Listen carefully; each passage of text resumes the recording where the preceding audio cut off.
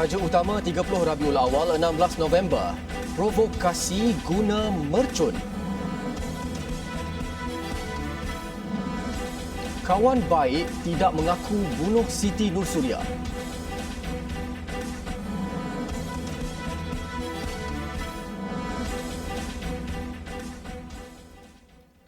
Bismillahirrahmanirrahim. Assalamualaikum warahmatullahi wabarakatuh. Berita Al-Hijrah malam ini bersama saya, Al-Muhsin Muhammad Noor. Polis menahan 8 individu yang bertindak liar selain melakukan provokasi ketika polis cuba menyuraikan sekumpulan penduduk membakar mercun di Taman Serdang Jaya Jumaat lalu. Ketua Polis Daerah Serdang, Assistant Commissioner Razali Abu Samah berkata, kesemua suspek yang berusia 27 hingga 53 tahun itu ditahan di kawasan rumah masing-masing. Polis pada mulanya menerima aduan seorang penduduk pada jam 11.15 malam selepas dibaling dengan mercun bola dan diugut dua lelaki. Mangsa bersama cucunya berada di hadapan rumah sebelum seorang lelaki dipercayai dalam keadaan mabuk datang dan membaling satu mercun bola ke arahnya, menyebabkan serpihan mercun terkena mata kiri mangsa. Mangsa menegur suspek tetapi tidak diendahkan sebelum seorang lagi suspek datang dan membaling satu lagi mercun sambil mengugut akan membunuh mangsa. Katanya mangsa yang ketakutan kemudian melaporkan kejadian itu menerusi talian kecemasan. Kita boleh je tangkap masa tu di malam perayaan di Bali. Jadi apa akan berlaku sekiranya kita mengambil tindakan yang drastik? Dalam keadaan masa itu mana-mana juga orang dalam yang menyambut di Bali. Kalau ialah dia dalam keadaan tidak normal, mabuk contohnya, so maka berlaku pergelutan. Besar kemungkinan akan berlaku satu kes yang lain yang tidak kita fikirkan, gaduh, parang dan sebagainya. Demi untuk mengelakkan perkara ini berlaku, maka kita tidak akan mengambil tindakan pada malam itu. Malahan kita telah merancangkan satu operasi yang lain. Terdahulu tular di media sosial rakaman video menunjukkan sekumpulan lelaki membakar mercun papan berhampiran kereta peronda polis. Seorang pelajar perempuan tingkatan 6 mengaku tidak bersalah atas pertuduhan membunuh rakannya sendiri. Tertuduh Siti Nur Atirah Azmi, 19, berdepan dengan pertuduhan mengikut Seksyen 302 Kanun Keseksaan. Sabit kesalahan, dia berdepan hukuman mati. Berdasarkan pertuduhan, tertuduh didakwa membunuh dengan menyebabkan kematian Siti Nursuria Ismail, 19 tahun. Perbuatan itu dilakukan pada 1 November lalu di sebuah rumah di Kampung Lubuk Batu, Jalan Bukit Taduk, Telemung antara jam 8.30 hingga 9.30 pagi. Namun tiada sebarang pengakuan direkodkan. Kes akan disebut semula 10 Januari depan di Mahkamah Magistrate Kuala Berang. Tiada sebarang jaminan ditawarkan terhadap tertuduh. Pendakwaan dikendalikan Timbalan Pendakwa Raya Amir Abu Bakar Abdullah, manakala tertuduh diwakili peguam daripada Yayasan Bantuan Guaman Kebangsaan Mazlan Mat Zain. Terdahulu suspek yang memakai pakaian lokap berwarna ungu dan bertudung hitam tiba di perkarangan Mahkamah Magistrate Marang kira-kira jam 9.40 pagi. Beberapa ahli keluarga tertuduh termasuk ayah dan ibunya turut berada di perkarangan mahkamah berkenaan. Pada 1 November lalu, seorang gadis berusia 19 tahun ditemui mati dipercayai dibunuh dalam kejadian samun di Kampung Lubuk Batu, Telemung, Hulu Terengganu. Mangsa Siti Nursuria Ismail dibunuh kejam dengan beberapa kesan tikaman dipercayai senjata tajam di beberapa bahagian badan termasuk putus pergelangan tangan kiri. Di Tapah, Perak, 5 beradik termasuk seorang warga Myanmar berdepan hukuman mati selepas didakwa mengedar metamfetamin 2 minggu lalu. Tertuduh S. Ratiswaran, 23 tahun, S. Sutentiran, 21 tahun, S. Sridharan, 20, S. Sutesan, 18 dan adik mereka yang berumur 17 tahun mengangguk faham apabila tuduhan terhadap mereka dibacakan serentak di hadapan Magistrate Muhammad Harith Muhammad Mazlan. Pertuduhan terhadap seorang warga Myanmar dikenali sebagai Kiau, 23 tahun, bagaimanapun ditangguhkan pada 9 Disember bagi mendapatkan khidmat jurubahasa.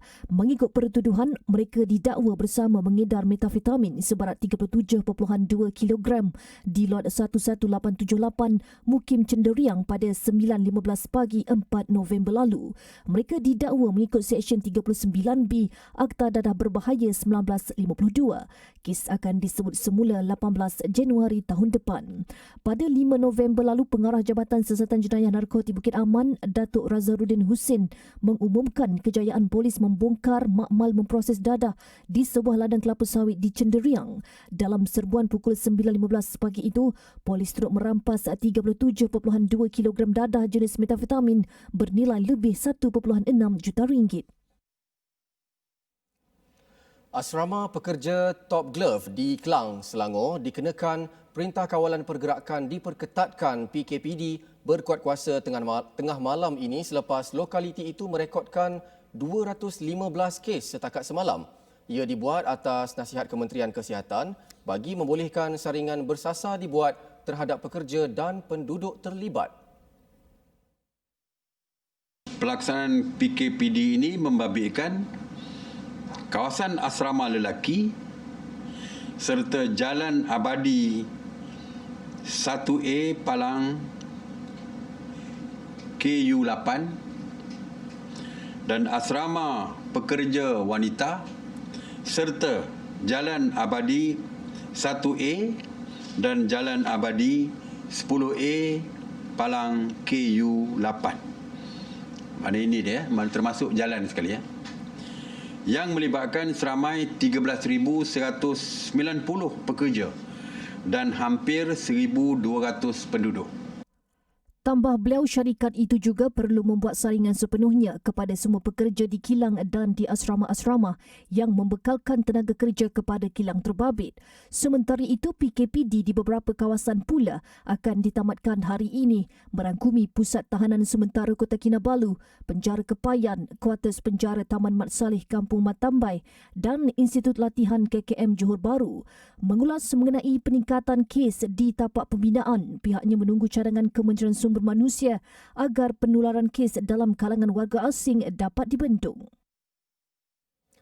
Lembah Kelang merekodkan kes tertinggi hari ini dengan 544 kes positif sekaligus mengatasi Sabah iaitu 288 kes. Di wilayah Persekutuan sahaja, 392 kes baharu dilaporkan, manakala Selangor 150 kes. Di wilayah Persekutuan Kuala Lumpur, 392 kes telah dilaporkan, iaitu 385 kes daripada kluster sedia ada, 3 kes daripada saringan kontak rapat kes positif dan 4 kes daripada lain-lain saringan COVID-19. Daripada jumlah kes baharu di wilayah Persekutuan, 379 kes dilaporkan di Segambut dan 385 dari kluster tapak bina Daman Lela. Di Selangor, daerah Kelang dan Hulu Langat masih mencatatkan kes tertinggi, masing-masing 33 dan 71 kes baharu. Secara keseluruhan, 1,103 kes baharu dan 4 kematian direkodkan hari ini. Manakala satu kluster baharu dikesan iaitu kluster Matambai di Sabah yang telah menjangkiti 24 individu. Ahli Kumpulan Wang Simpanan Pekerja KWSP yang terjejas disebabkan kehilangan pekerjaan, cuti tanpa gaji dan terbabit dalam sektor tidak formal boleh memohon pendahuluan hingga RM60,000 daripada akaun 1. Menurut berita harian yang memetik Ketua Pegawai Eksekutif KWSP, Tunku Ali Zakri Alias sebagai berkata, bagi ahli yang mempunyai simpanan dalam akaun 1 di bawah RM90,000, mereka boleh memohon pendahuluan hingga RM9,000. Sementara itu, ahli yang mempunyai simpanan persaraan dalam akaun 1 melebihi RM90,000, pendahuluan yang diberikan adalah hingga RM60,000. Katanya permohonan boleh dibuat bermula Disember 2020. Seramai 2 juta ahli akan menerima manfaat ini dengan anggaran RM14 bilion. KWSP akan memberikan pendahuluan kepada ahli yang terjejas. Jumlah yang diberikan itu perlu dibayar semula apabila mereka sudah mendapat pekerjaan dan mula kembali mencarum. Amaun pendahuluan ini akan dikreditkan secara berkala selama 6 bulan. Boleh keluar. Ini berita yang baru diterima.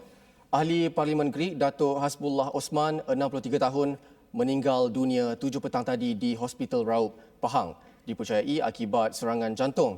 Allahyarham Hasbullah adalah bekas setiausaha politik Perdana Menteri Tan Sri Muhyiddin Yassin dan dilantik sebagai pengerusi Syarikat Perumahan Negara Berhad pada Mei 2020. Bergeser lori, suami koma.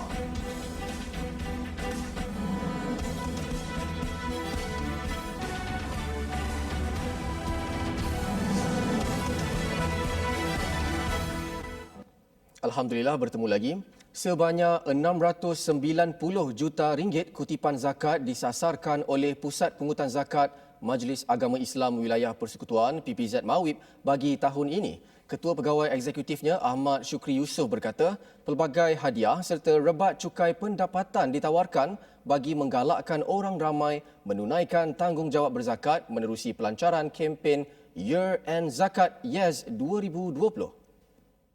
Tahun ini pembayar zakat berpeluang untuk memenangi 1000 e-voucher usahawan asnaf yang keseluruhannya berharga bernilai RM50,000, di mana voucher ini hanya boleh ditebus di kedai-kedai yang diusahakan oleh usahawan asnaf ataupun usahawan B40.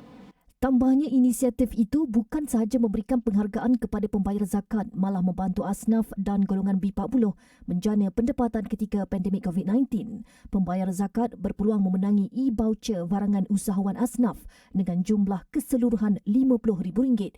Selain itu, lebih 2,000 hadiah ditawarkan bagi mereka yang berjaya melaksanakan rukun Islam keempat itu bermula hari ini hingga hujung tahun ini.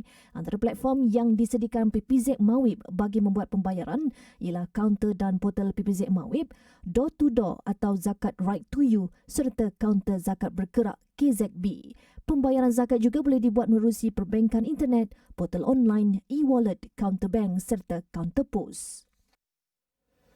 Pengisytiharan wilayah persekutuan sebagai wilayah bebas berniaga ibarat satu sinar baharu kepada peniaga jalanan untuk teruskan hidup semasa pandemik COVID-19. Kalau dahulu mereka dibelenggu dengan pihak berkuasa, namun kini mereka bersyukur kerana boleh mencari rezeki dengan aman. Gembira bertuah sebabnya kerajaan bagi kelulusan untuk kita berniaga sementara selama 6 bulan. Jadi bagi kami yang peniaga jalanan ni tak adalah nak berniaga takut-takut. Tengok van di BKL pun dah kelang kabut. Ada yang pisang terbalik, ada yang air jatuh. Tapi bila kerajaan dah bagi pelepasan ni, alhamdulillah lah. Kita orang berniaga pun tenang. Relax kan, tak ada nak gelabah-gelabah, di BKL lalu pun boleh senyum. So terima kasihlah pada kerajaan wilayah persekutuan. Ada juga yang mengharapkan agar Kementerian Wilayah melanjutkan tempoh kebebasan berniaga sementara tersebut dan sanggup untuk mengeluarkan duit jika perlu dibayar kerana inisiatif tersebut sangat membantu peniaga jalanan. Terus terang katalah, mungkin saya lah kot orang pertama rasa bahagia sangat sebab sebelum ni susah nak berniaga, buat jalan pun nak kacau ni ganggu. Bila diisytiharkan bebas berniaga, saya rasa saya paling gembira lah. Paling seronok lah. Harapan saya, sambung terus je. Kalau kena bayar sikit pun tak apa, kita bayar. Bagi seorang pesara tentera pula, hanya dengan berniaga beliau boleh meneruskan kehidupan bersama keluarga dan sudah tidak sabar untuk menunggu lesen perniagaannya diluluskan pihak berkuasa. Semua ni saya berniaga sini dah 5 tahun. Jadi so far government dah isytiharkan, maknanya kurang happy lah. Jadi saya akan mohon juga permit macam biasa. Sekatu kelulusan daripada majlis di BKL lah. Pada saya so far terdepan dah pencen tentera dah bulan 3. So far boleh berniaga, boleh menampung pendapatan saya lah setiap bulan. Walau bagaimanapun, Tan Sri Anwar Musa menegaskan agar para peniaga tidak berniaga di lokasi yang boleh mengancam keselamatan awam, menyebabkan kesesakan lalu lintas serta perlu menjaga kebersihan. Kelainan upaya disebabkan masalah pendengaran dan bisu bukan alasan pasangan suami isteri Muhammad Salahuddin Yaakob 28 tahun dan Nurul Hidayah Kamaruzan 29 tahun berasa malu dan lemah semangat untuk mencari rezeki. Mereka berusaha dengan berniaga kebab tanpa mengharapkan belas kasihan orang lain.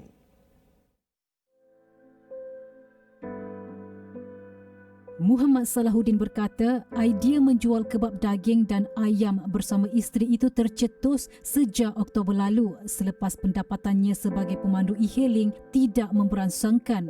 Ditambah pula isterinya sebagai guru taska di Dewan Bahasa Pustaka itu tidak bekerja buat sementara waktu, kesan daripada pelaksanaan Perintah Kawalan Pergerakan Bersyarat PKPB. Saya bekerja sebagai pemandu e-hailing. Tetapi sekarang ni susah untuk mendapatkan pelanggan disebabkan PKPP. Saya mencari rezeki disebabkan ekonomi dan PKP kerana perlu membayar kereta, rumah, belanja susu, pampers anak-anak dan bil rumah. Lebih-lebih lagi, isteri pun masih bercuti daripada bekerja kerana taska ditutup disebabkan PKPP. Tambah pasangan ini, mereka sama sekali tidak berhadapan masalah komunikasi sepanjang berurusan dengan pelanggan. Melalui aplikasi WhatsApp, pelanggan hanya perlu memberikan jenis kebab, kuantiti, lokasi dan tarikh penghantaran. Kedua-dua pasangan ini bersyukur kerana perniagaan kecil-kecilan yang bermula pada 23 Oktober lalu diterima baik oleh orang ramai. Malah pernah menerima sehingga 800 pesanan kebab sehari bermula dengan harga RM4 setiap satu dan RM3 untuk caj penghantaran. Selain menjana pendapatan keluarga, mereka juga bercita-cita mahu mengembangkan perniagaan dan membuka kedai kebab sendiri sekaligus memasang niat untuk berkongsi rezeki dengan ahli keluarga yang lain dan golongan memerlukan. Muhammad Salahuddin yang mengalami masalah pendengaran dan bisu pada usia 2 tahun dan Nurul Hidayah sejak lahir itu dikurniakan 3 cahaya mata sepanjang 5 tahun berkahwin. Ditanya mengenai pesanan buat seluruh rakyat Malaysia, Muhammad Salahuddin berkata, Saya berharap anda semua tidak putus asa dan lemah semangat disebabkan kelainan fizikal. Saya juga kelainan fizikal, tetapi saya tak malu hanya disebabkan kelainan fizikal. Saya mencari rezeki untuk isteri dan anak-anak. Saya harap anda semua mesti mencontohi macam saya. Daripada Abu Hurairah radhiyallahu anha, Rasulullah sallallahu alaihi wasallam bersabda, "Demi Allah, sesungguhnya orang yang membawa seberkas kayu di atas belakangnya adalah lebih baik daripada dia meminta-minta daripada orang lain sama ada diberi ataupun tidak." Hadis riwayat Al-Bukhari dan Muslim.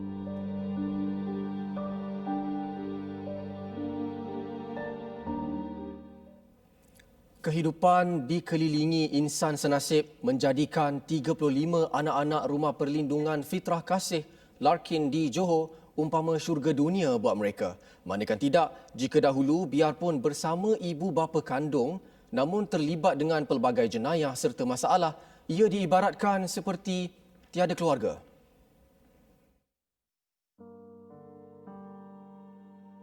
Kaunselor Rumah Perlindungan Fitrah Kasih Muhammad Amir Hamzah Jamal berkata, kesemua anak-anak penghuni rumah ini yang berusia sebulan hingga 17 tahun mempunyai kisah berbeza. Ada yang terbiar dan diabai selepas ibu lari, bapa dipenjara akibat dadah, ibu bapa bercerai, kemiskinan, juga gangguan seksual bapa kandung. Di rumah perlindungan yang dibangunkan sejak 5 tahun lalu ini, mereka diberi perlindungan, kasih sayang, pendidikan, ilmu agama dan juga berdikari menguruskan rumah seperti mengemas, menyapu, membersih, memasak dan membuat kerja rumah. Kesemua anak-anak ini akan disekolahkan bagi yang cukup umur, manakala bagi yang belum bersekolah akan diasuh oleh 5 tenaga kerja Fitrah Kasih. Sebenarnya ujian untuk anak-anak di sini bukan ujian kepada mereka. Ujian untuk mereka tu ujian yang kecil saja, tapi ujian yang besar adalah pada kita, masyarakat. Macam mana kita nak sama-sama nak bertanggungjawab sekurang-kurangnya untuk kita memberikan kasih sayang kepada anak-anak ni.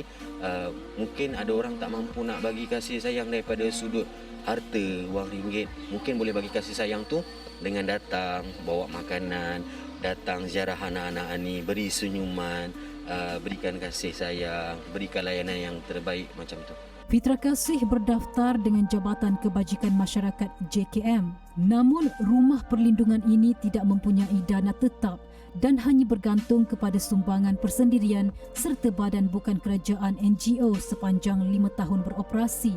Mempunyai perancangan jangka panjang, Muhammad Amir Hamzah berkata, jika mendapat dana lebih besar, mereka merancang untuk membesarkan rumah perlindungan itu bagi memberi keselesaan kepada anak-anak di situ serta membantu lebih ramai anak-anak yang tidak bernasib baik akibat perbuatan ibu bapa mereka. Bagi yang ingin menghulurkan bantuan boleh berbuat demikian dengan berhubung terus ke Rumah Perlindungan Fitrah Kasih di talian 0171502102 atau boleh menyumbang ke akaun bank rasmi Pertubuhan Kebajikan Fitrah Kasih CIMB Bank bernombor 800-988-9244. Bagaikan patah dahan tempat berpaut, itulah gambaran kehidupan Nur Fatihah Ismail sekeluarga apabila ketua keluarga ditimpa kemalangan September lalu. Suaminya Muhammad Bukhari Abdul Rahman, 36 tahun yang ditimpa kemalangan semasa dalam perjalanan ke tempat kerja 6 September lalu, kini berada dalam keadaan koma dan hanya dapat menggerakkan mata tanpa sebarang reaksi. Motosikal yang ditunggang Muhammad Bukhari bergeser dengan sebuah trailer yang menyebabkan kepalanya mengalami kecederaan parah sehingga doktor terpaksa membuang sebahagian dari tempurung kepala untuk mengurangkan tekanan kepada otak. Menurut Nur Fatihah, 33 tahun, suaminya yang terlantar koma hampir 2 bulan di Hospital Raja Perempuan Zainab II juga terpaksa menjalani 4 kali pembedahan bagi mengeluarkan darah beku di kepala. Muhammad Bukhari sudah membuka matanya sejak sebulan lalu walaupun masih tidak memberi sebarang tindak balas selain dapat menggerakkan kakinya sejak 2 minggu lalu. Jika sebelum ini kehidupan keluarga Nur Fatihah yang tinggal di kampung cabang 4 Binjai agak selesa dengan pendapatan suaminya sebagai juru kimpal sekitar RM1,000 sebulan, kini beliau buntu untuk mencari pendapatan bagi menampung kehidupan mereka sekeluarga. Semakin tersempit sejak perintah kawalan pergerakan PKP yang dikuatkuasakan Mac lalu, beliau terpaksa menutup gerai makan yang diusahakan bermula 2017. Nur Fatihah kini terpaksa memperuntukkan RM1,500 sebulan untuk susu khas suaminya selain terpaksa menampung kos lampin pakai buang dan perbelanjaan ambulans ke hospital setiap bulan selain perbelanjaan hariannya bersama 5 anaknya berusia antara 13 hingga 4 bulan. Buat masa ni semua pendapatan saya tak ada lah. Sebabnya loan ni saya tak hijau dah. Lepas tu suami pun dah terlantar, jadi kak punca pendapatan itu tak ada lah. Jadi kak loan ni hidup saya pun susah sikit lah. Jadi kak susu dia pun lebih kurang 1,500 bulan, tak termasuk keperluan lain lagi seperti tisu basah, pampers, dia punya barang-barang dia lah. Untuk anak ke apa memang tak ada lagi lah. Jadi kak saya nak mohon pertolongan daripada orang ramai lah untuk bantu saya, untuk ingatkan beban saya lah. Orang ramai yang ingin membantu meringankan beban keluarga ini boleh menyalurkan sumbangan melalui akaun Bank Simpanan Nasional bernombor 0310-22900-266966 atas nama Nur Fatihah Ismail atau hubunginya di talian 010708-939. Asap mercun cemar perayaan.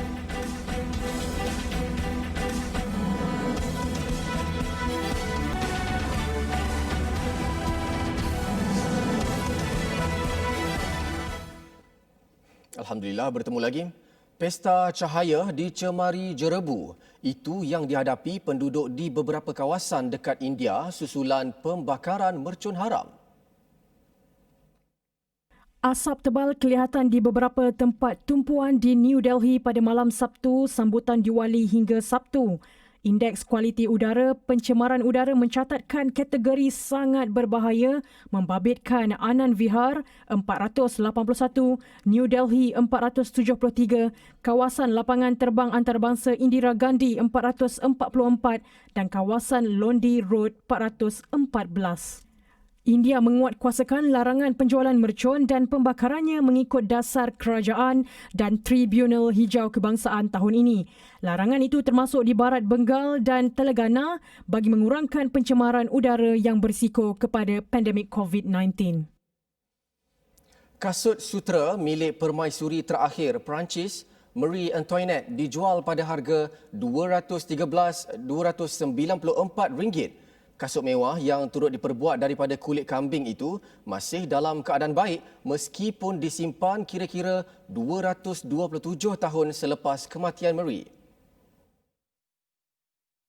Kasut berwarna putih ini berukuran panjang 22.5 cm dengan tumit setinggi 4.7 cm. Ia turut dihiasi 4 rebin dan warna sutranya kelihatan sedikit lusuh. Bidaan itu berlangsung secara atas talian di Istana Versailles yang terkenal sebagai simbol pemerintahan Raja Mutlak. Semasa Revolusi Perancis, kasut ini berada di bawah jagaan Mary Emily, iaitu teman rapat kepada Ketua Dayang Istana, Marie Antoinette. Marie Antoinette ialah permaisuri kepada Raja Louis yang digulingkan dalam Revolusi Perancis pada 1789. Pasangan diraja itu dihukum pancung pada tahun 1793, tetapi kisah permaisuri terakhir itu tetap menjadi bualan rakyat Perancis sehingga kini.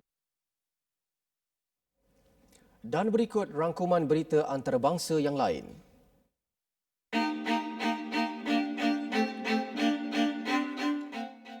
Tindakan seorang lelaki memakaikan rakannya pelitup muka ketika ditemu ramah wartawan mendapat perhatian warganet. Kejadian itu berlaku apabila lelaki berkenaan bercakap dengan media tanpa face mask sebelum kawannya memakaikan pelitup muka miliknya dari arah belakang. Di Kataragama, Sri Lanka, seekor gajah menghentikan bas di tengah jalan untuk mencuri pisang yang terdapat di dalam bas tersebut. Orang ramai berseluruh menyifatkan kelakuan gajah itu seperti mahu mengutip duit tol di lebuh raya. Walau bagaimanapun, pihak berkuasa negara itu menasihatkan orang ramai untuk tidak mengamalkan memberi makanan kepada haiwan liar di tepi jalan. Seorang wartawan Fox 46, Amber Roberts, hadapi detik cemas selepas jalan di lokasi liputannya yang disiarkan secara langsung tiba-tiba runtuh. Namun Amber masih tenang meneruskan laporannya dan tindakan tersebut mendapat pujian daripada warga maya. Sekian berita Al-Hijrah. Terima kasih kerana menonton. Assalamualaikum warahmatullahi wabarakatuh dan selamat malam.